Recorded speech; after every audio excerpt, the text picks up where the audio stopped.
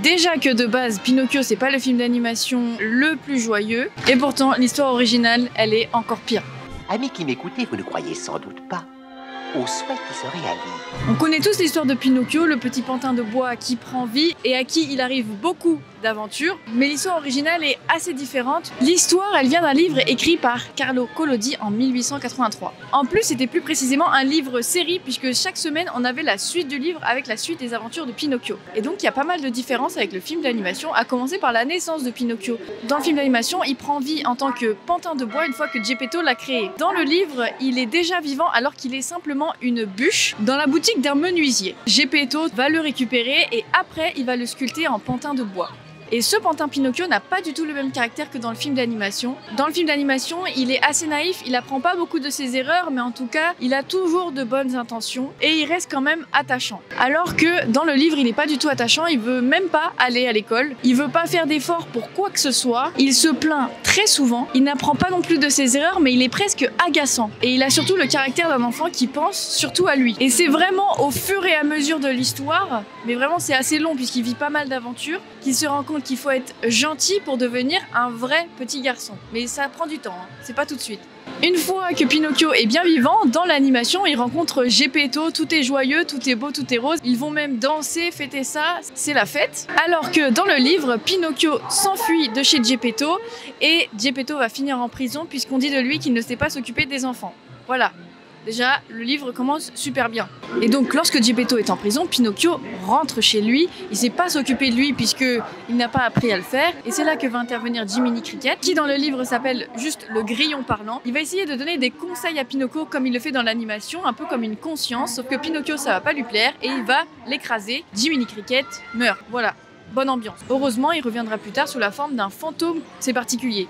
Je suis d'accord. Suite à ça, Geppetto sort de prison, il va dire à Pinocchio forcément d'aller à l'école, puisqu'à la base, il faut être un bon petit garçon, aller à l'école. C'est quand même le but à la base de l'histoire. Geppetto va lui faire des habits en papier pour qu'il puisse aller à l'école, et alors qu'il fait très froid, il va vendre sa veste pour lui acheter un cahier d'école. Geppetto, il change pas, que ce soit dans le livre ou dans le film d'animation, il est toujours aussi adorable. Et donc c'est là que commencent les aventures de Pinocchio, en voulant aller à l'école, et il va croiser le chemin d'un chat et d'un renard qui vont lui promettre une vie de star au théâtre, qui s'appelle d'ailleurs Grand Coquin et Gédéon. Alors dans le livre, il va pas tout de suite croiser le chat et le renard, puisque d'abord il va croiser un spectacle de marionnettes, et comme il va vouloir acheter une place, il va revendre son livre pour acheter une place. Genre déjà de base, ça commence mal. Mais heureusement pour lui, le marionnettiste va être ému par son histoire et il va lui donner 5 pièces d'or. Et c'est à partir de là que Pinocchio va croiser le renard et le chat, qui vont vouloir récupérer ces 5 pièces d'or, vous vous en doutez. Et donc ils vont dire à Pinocchio qu'il existe un champ. Si tu enterres des pièces dans ce champ, tu peux en avoir beaucoup plus. Ce champ permet de multiplier par magie ces pièces d'or. Évidemment, Pinocchio, qu'est-ce qu'il va faire? Il va y croire à fond. Donc il va les suivre et ils vont décider de s'arrêter dans une auberge pour une nuit. Le lendemain matin, Pinocchio se rend compte que le renard et le chat sont déjà partis, donc il va continuer le chemin tout seul. Et là, sur son chemin, il croise 2 escrocs au visage caché, qui lui demandent ses pièces d'or. Pinocchio va cacher ses pièces d'or dans sa bouche, et donc les 2 escrocs vont décider de le pendre pour récupérer les pièces d'or. J'avais dit, on n'est pas sur un truc hyper joyeux. Alors bien sûr, il va presque mourir jusqu'au moment où la fée bleue va intervenir pour le sauver. La fée bleue qui d'ailleurs n'a aucun rapport avec le fait qu'il soit en vie comme dans l'animation, mais par contre, elle va beaucoup l'aider et Pinocchio la considérera comme sa mère. Vous vous en doutez, comme le livre est en plusieurs parties et en plusieurs épisodes, ça va être beaucoup plus long que l'animation. Et il va vivre beaucoup plus de choses, mais si je commence à tout détailler, ça va être long. Donc je vais résumer. Par exemple, par manque d'argent, Pinocchio va devoir faire la manche. Il va se retrouver à devoir faire chien de garde pour le propriétaire d'un champ. Il va faire de la prison pour avoir dénoncé les 2 escrocs. Et en plus, pendant 4 mois. Il va aller à l'école, mais il va se battre contre les autres enfants. Il a vraiment pas de bol, hein. Il a failli se faire frire et manger par un pêcheur, qui le prenait pour un poisson. Et enfin, on retrouve ce qu'il y a dans l'animation, c'est-à-dire qu'il va se retrouver sur l'île enchantée, à moitié se transformer en âne, réussir à s'enfuir, puis retrouver Geppetto dans le ventre d'une baleine, qui dans le livre sera un requin. Ça fait beaucoup quand même, hein. Toutes ces aventures terminées, il va enfin devenir un vrai petit garçon, comme dans le film d'animation. Et dans le livre, il va devenir aussi un vrai petit garçon, mais le pantin qu'il était existe toujours. Il va donc pouvoir se voir lui-même, je sais pas si vous voyez ce que je veux dire, et il va dire qu'il se trouvait bien ridicule, finalement. Alors, cette histoire n'a pas seulement été un film, elle a aussi été une pièce de théâtre, mais aussi un film italien en 1911 de Giulio Antamaro.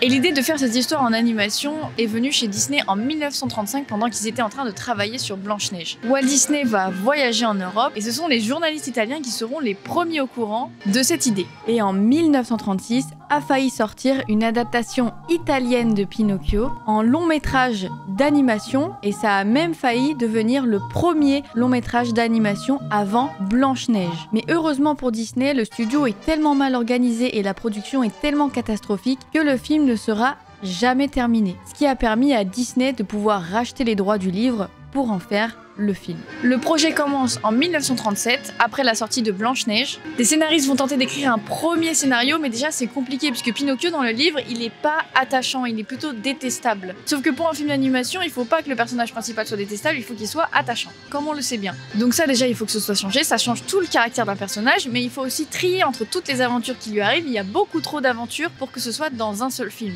Donc il y a du taf en gros.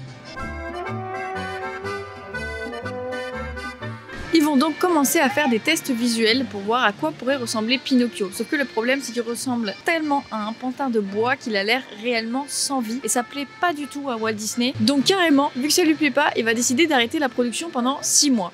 Comme ça. Et c'est là que l'animateur Milt Cole va faire un essai. Il va faire une scène test où Pinocchio ressemble beaucoup plus à un enfant qu'à un pantin, mais ça restera quand même un pantin. I did a little test scene where Pinocchio had the donkey ears and a tail, and he was down on the sea bottom, and he knocked on the shell of this clam and asked him if he had any idea where he could find monster of the whale. Et Walt Disney va adorer. C'est là que le physique de Pinocchio est né. Et pour l'interpréter, il y avait pas mal d'acteurs qui pouvaient faire des voix d'enfants, mais Walt Disney préférait que ce soit un réel enfant. Ce sera donc Dickie Jones. Well, What's your name? Richard Jones? Well, Dick. On a le personnage de Jiminy Cricket. Alors pourquoi ce nom? Eh bien parce que ça fait penser à Jésus-Christ. Oui je sais, je m'y attendais pas non plus. C'est plus une expression un peu comme oh mon dieu, là c'est Jesus Christ. Et ben c'est pareil, Jiminy Cricket. Je sais pas si vous avez compris ce que j'ai voulu dire. Le personnage de Jiminy Cricket arrivera 1 an après le début du projet. Il sera donc la conscience de Pinocchio, un peu comme dans le livre, et c'était la meilleure idée pour que Pinocchio ait un ami et quelqu'un qui puisse le guider. Mais ils ont pas fait de lui non plus un personnage qui fait constamment la morale, puisqu'il a énormément d'humour. Il y aura pas mal de moments assez comiques et c'est ce qui va rendre le personnage très attachant. Et aussi physiquement, puisqu'à la base il s'agit d'un criquet, mais on est d'accord, ça ne ressemble absolument pas à un criquet. On pense que c'est un criquet parce qu'on nous a dit que c'était un criquet, tout simplement. Il a seulement des petits détails qui font penser au criquet, comme par exemple ses antennes sur la tête, ou encore sa veste qui forme des ailes de criquet. Mais c'est même pas son corps en fait, c'est sa veste. Après plusieurs essais, ils ont décidé de le rendre beaucoup plus humain, parce que forcément un criquet, c'est un criquet quoi. Et il sera interprété par Cliff Edwards. Tout en me chauffant le dos, je regarde.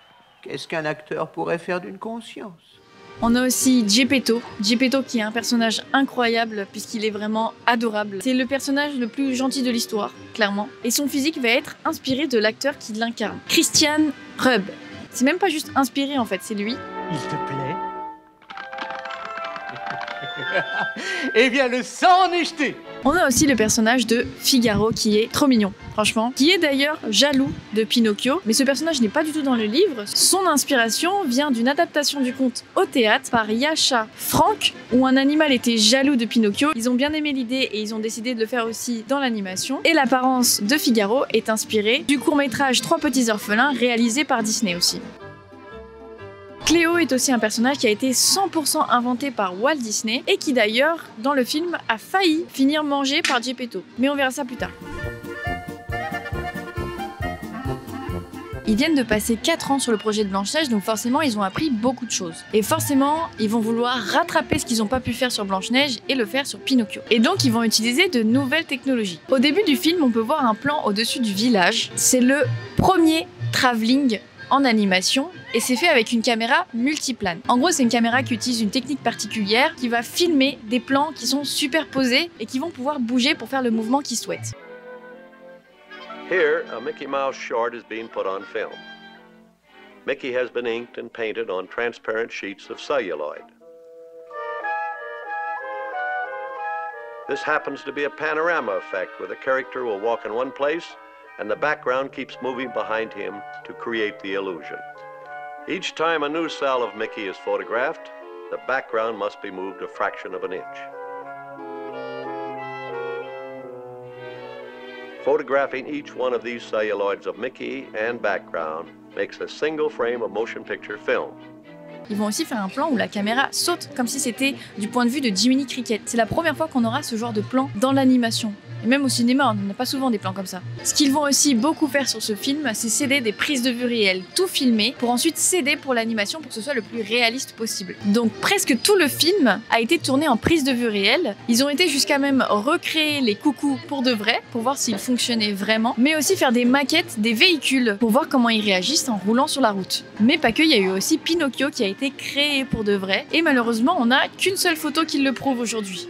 C'est vraiment avec ce film qu'ils vont tester le maximum de nouvelles techniques et de nouvelles technologies. Ils vont d'ailleurs passer 1 an à tester différentes techniques pour l'eau. Parce qu'il faut surtout qu'on soit en immersion dans le film, que ce soit crédible. Et en parlant d'immersion, le village de Pinocchio n'est même pas inspiré d'un village italien. Je sais pas si ça a vraiment un rapport, mais comme ça fait une transition avec le reste de la vidéo. De base, donc, le village de Pinocchio se trouve en Italie. Mais son inspiration ne vient pas du tout d'Italie, ça vient d'une ville qui s'appelle Rothenburg, ob der Tauber en Allemagne. Ils vont prendre le même style de maison pour créer le village où habite Geppetto.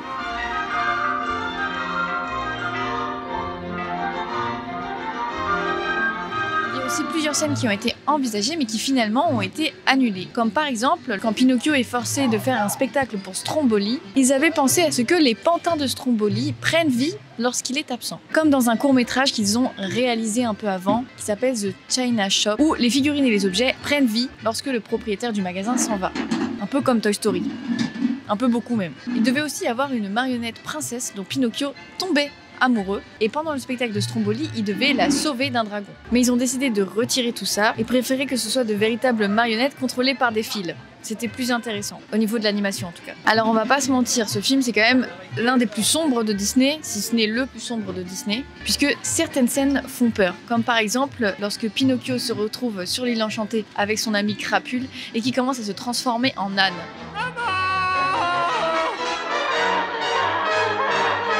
Je sais pas ce que vous en avez pensé, mais quand j'étais petite, ça m'a traumatisée. Voilà, dites-moi si vous c'était pareil. Et ben c'est pas étonnant puisque les animateurs se sont inspirés d'un film d'horreur. Ils se sont inspirés de Dr Jekyll et Mr Hyde qui est sorti en 1932 et se sont inspirés de la scène des mains qui se transforment avec des poils ou encore quand Crapule se regarde dans le miroir. C'est aussi une des scènes du film. Donc c'est pas étonnant que ça fasse peur si ça vient d'un film d'horreur en réalité. Je suis encore traumatisée aujourd'hui. Mais le film a failli être encore plus sombre que ça puisque lorsque Geppetto est coincé dans le ventre d'une baleine, il est bien sûr avec Figaro et Cléo, le chat et le poisson. Et Figaro va avoir tellement faim qu'il va vouloir manger Cléo. Au départ, Geppetto va se mettre en colère et lui dire que c'est pas bien. Mais finalement, Geppetto lui-même, tellement il a faim, il va imaginer Cléo en nourriture, il va commencer à vouloir lui aussi la manger. Mais heureusement, il reviendra à la raison en voyant bien sûr Cléo terrifiée. Est-ce qu'on parle toujours d'un film d'animation pour enfants? Je suis plus très sûre.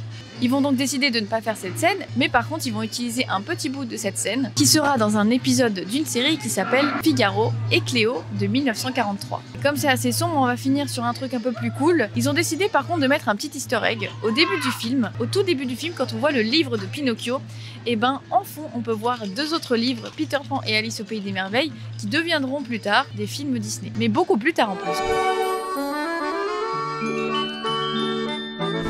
Musique. Alors je sais pas si vous le saviez, mais la musique de Pinocchio est la musique la plus connue de tous les Disney, même tous les Disney réunis. D'ailleurs, quand le film est sorti, la musique n'était pas spécialement appréciée du public au départ. C'était pas que la musique était nulle, mais c'est juste que dans Blanche-Neige, la musique était beaucoup plus entraînante, beaucoup plus joyeuse.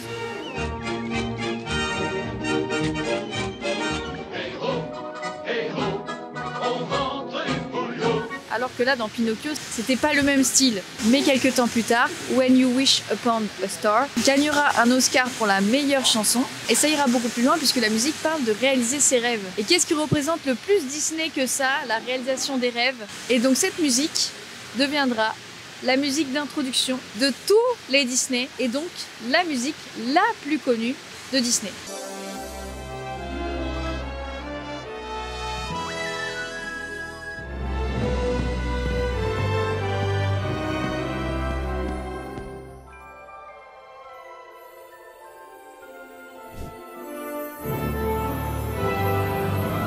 Alors le souci avec la sortie de ce film, c'est que déjà Pinocchio va coûter 2 fois plus cher que Blanche-Neige, puisqu'ils ont utilisé beaucoup de nouvelles technologies. Mais le problème, c'est qu'il est sorti en 1940, et c'est pendant la Seconde Guerre mondiale. Donc forcément, ça va avoir beaucoup d'impact sur le succès du film, surtout qu'il ne sera pas diffusé en Europe. Donc bon, déjà ça va beaucoup freiner, et c'est seulement en 1946 qu'il va réellement sortir en France. Pour les studios Disney, c'est vraiment un moyen de montrer tout ce qu'on peut faire avec l'animation, que vraiment tout est possible. Mais malheureusement pour Walt Disney, Pinocchio restera à tout jamais un échec.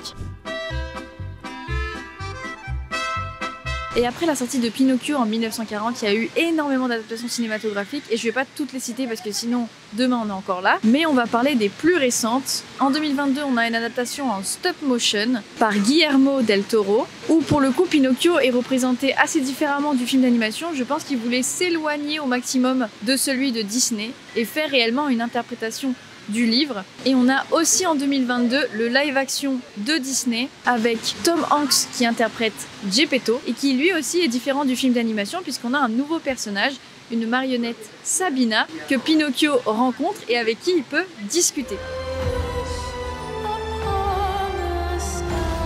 Pinocchio, be brave. Truthful. Non-selfish.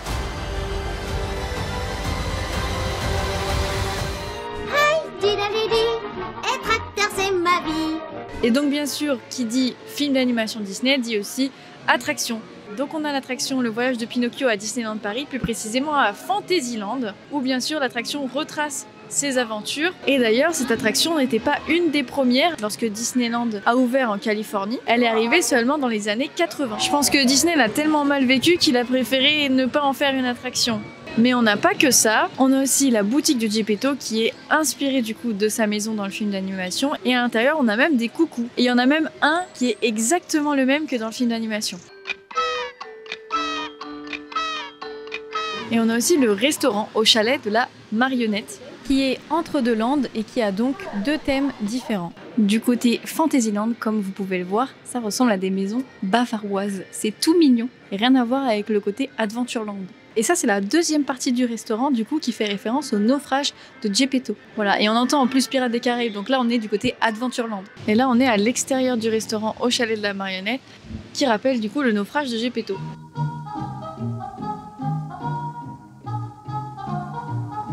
Et c'est devant le chalet de la marionnette que se termine cette vidéo. J'espère qu'elle vous aura plu. Merci beaucoup en tout cas de l'avoir regardée. Dites-moi si Pinocchio fait partie des Disney que vous avez appréciés, parce que c'est quand même l'un des plus vieux.